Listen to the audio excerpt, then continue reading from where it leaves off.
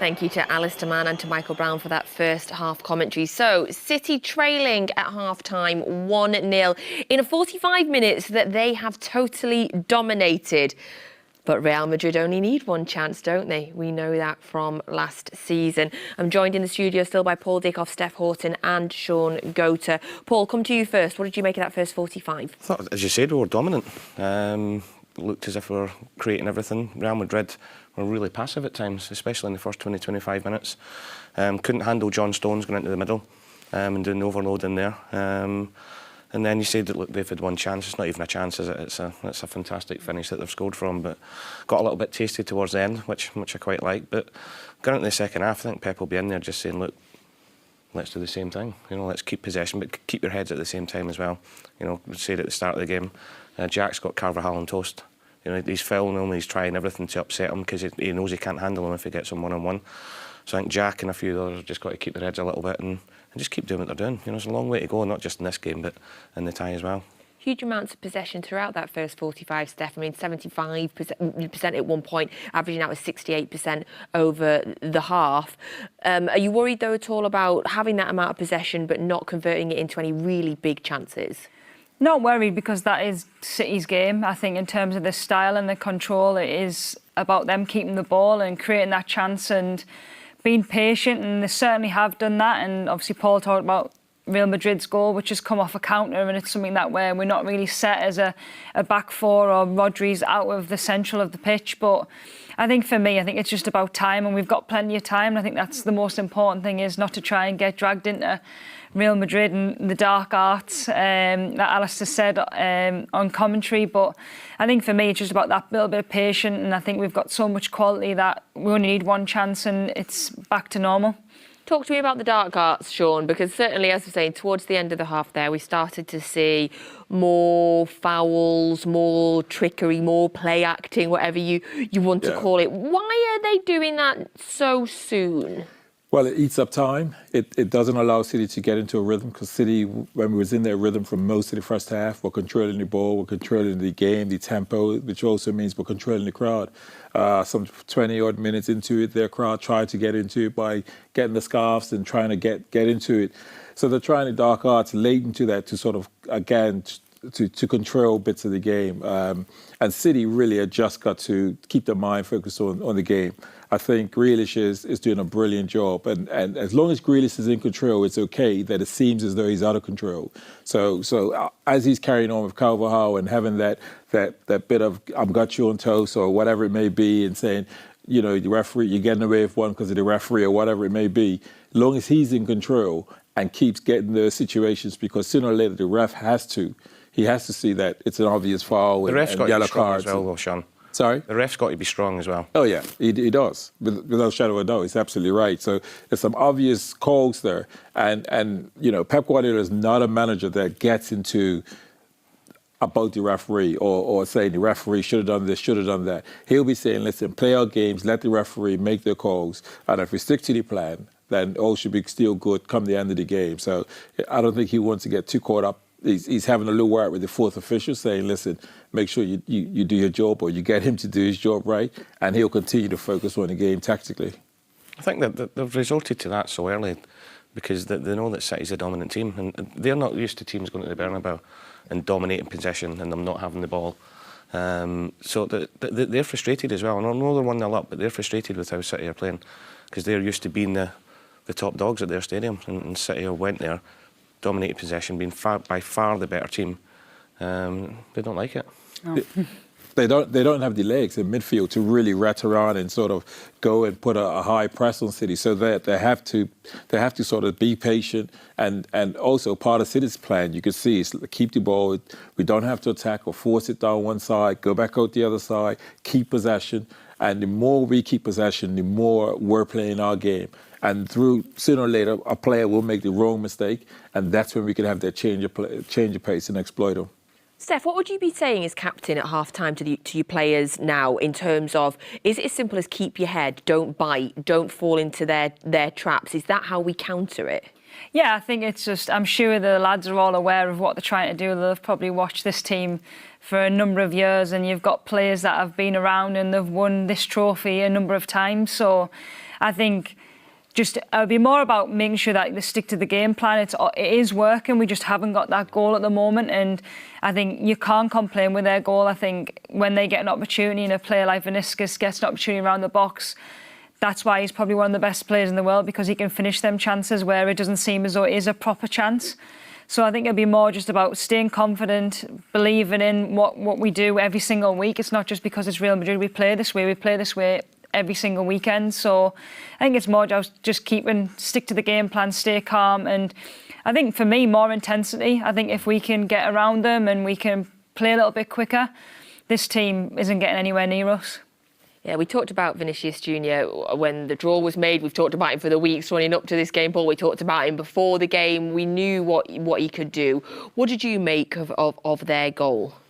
It's just like it was very clear from the start that they were going to try hit us in the counter. Camavinga's done fantastic for the left-back position. He's probably around 30 yards with the ball. Bernardo's been caught out a little bit, ball watching with the 1-2. And because of that, Steph's that Rodri's had to come out and vacate that space in front of the back four. And he's played a great little ball into Vinicius Junior in the touch, and the finish is fantastic. And you can say, could John Stones or Ruben come out, maybe close him down a bit quicker, but they're also worried about Benzema, who's playing off the shoulder. But it's a great finish, and that's the one thing we've got to, I think Steph hit the nail on the head, just got to be patient. And if the goal's not going to come tonight, or the chance isn't going to come, we'll still get them back at the Etihad.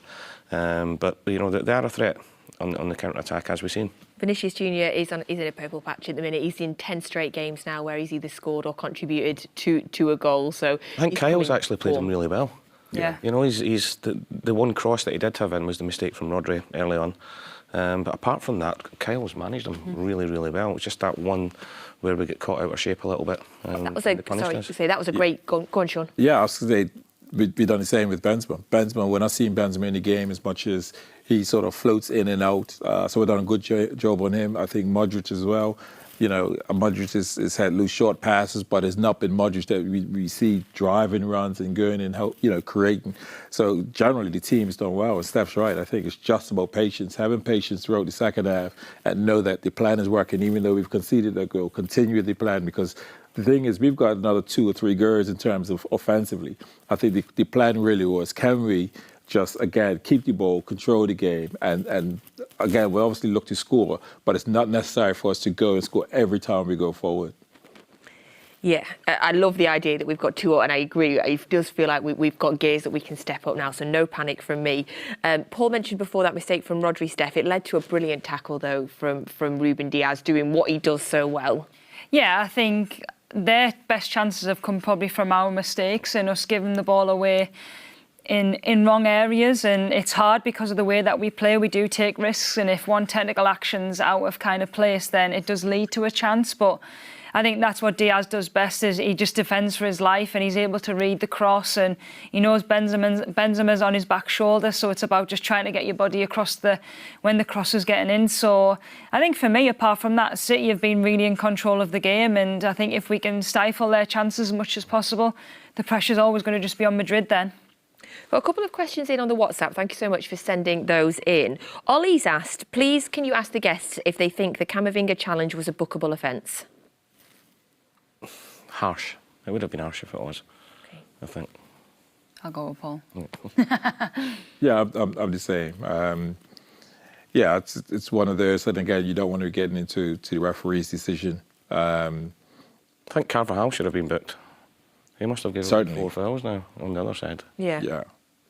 There you go, Ollie. Good use of the WhatsApp during the game as well, Ollie. I'm a big fan of that. SG Design says, a question for Steph. In a game as crucial as this, how much more important does it become for the defenders to communicate with each other to maintain a strong line of defence? It's massive. I think that's... especially when you're a ball possession team and you're in control a lot of the time, the defenders are basically there just to control the counter-attacks and be in the right position. So I think, for me, we speak about Ruben Diaz massively, and I think with John Stones going in midfield, it's about him, Diaz, Kyle Walker and Akanji being just ready just in case the ball does go over the top, or does Goater Benzema's feet and just to try and stop them as much as possible? Now, Vanush Paltandon says, how can City win from here? Who fancies this one? It's much of the same. Yep. Yeah. Carry on. More than anything else. I think maybe sometimes, and we've done it in the Arsenal game at times, is maybe go a little bit longer. You know, and I know Erling's.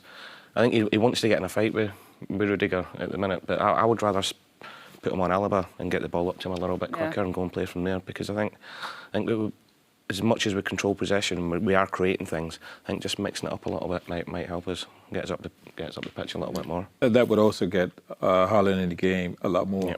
Yep. It's not necessary that he has to be in the game, but again, if he's in the game, when an opportunity comes, he feels as a part of the game and he can take it. So we've seen the goal in Munich, didn't we?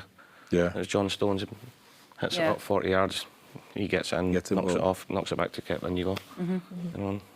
So keep those WhatsApp questions coming in. I love them coming in during the game as well, asking something very specific about the game. And I like that. I'll try and get through as many more as I can at full time as well. Jack Grealish, you mentioned him in terms of getting fouled a few times, Paul. Got some stats for you. So in that first half, 95% pass accuracy from Jack, 4 key passes, 1 interception, 1 dribble completed, 4 out of his 5 ground duels won.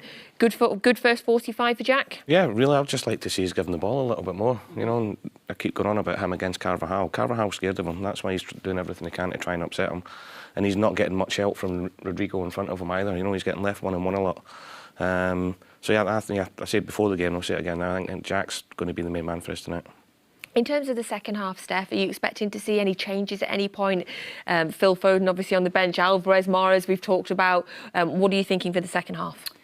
I think if City start the half that they've just done in the first half, I think it'll be just about a matter of time before the goal goes in. But I think if we haven't got that goal come 70, 75 minutes, I think there's no reason why you wouldn't bring on a Phil and Alvarez just to maybe improve the intensity, to try and get players to be a bit more direct and just cause them a little bit of a problem. We've got options, which is the great thing.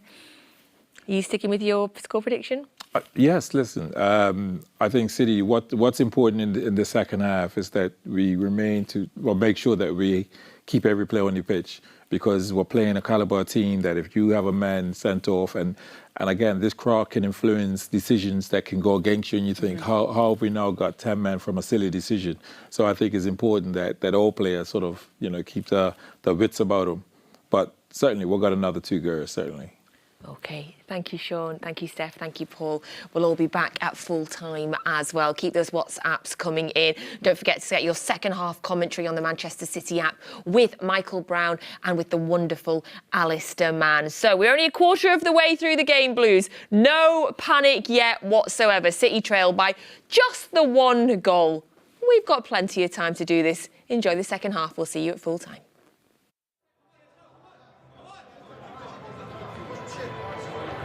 Welcome back to the Bernabeu. The City players about to emerge from the tunnel. City have trailed twice this season in the UEFA Champions League, against Dortmund and against Sevilla, and on both occasions they came back and won. And you might remember that last season when they came to the Bernabeu, they were leading by a goal.